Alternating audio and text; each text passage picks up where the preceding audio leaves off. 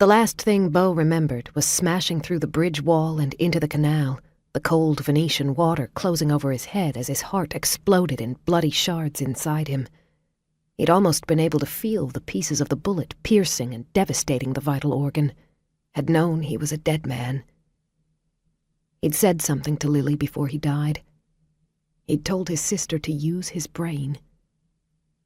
Maybe he wouldn't have said that if he'd realized he'd still be conscious while his brain was being chopped up. "I am not chopping up your brain." Beau frowned. Could a brain frown? And why was his brain talking back to him in such a coolly affronted tone of voice? Had it gone insane while being a disembodied brain in a jar that someone was experimenting on? "And I'm not experimenting on your brain either."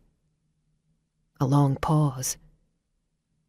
"Someone else, however, is experimenting on it, but Addie needs your entire living brain for research, so you're safe from being sliced up." For some reason, those words, spoken in a feminine voice as lyrical as it was husky, weren't very reassuring. Also, why was his brain suddenly replying in a woman's voice? Was that a side effect of getting shot and dying and having your brain scooped out to be put in a jar? He'd really thought he could trust Lily to make certain he was actually dead when his brain was put into a jar.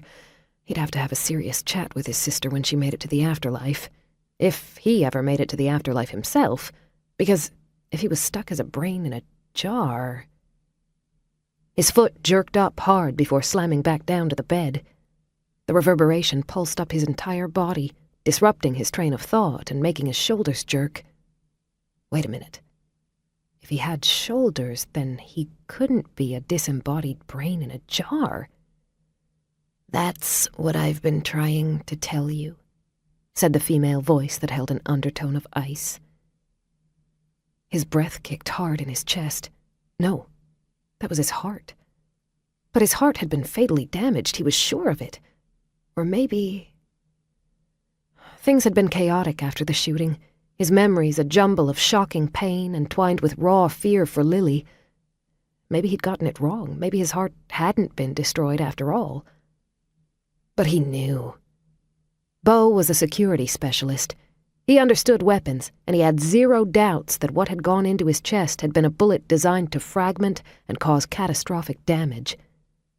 Hearts didn't regenerate from that brutal an assault. He shouldn't be feeling anything inside his chest, but he was, and he was having thoughts inside his head, which meant his brain hadn't exploded either. Was it possible the medics had him on some sort of life support?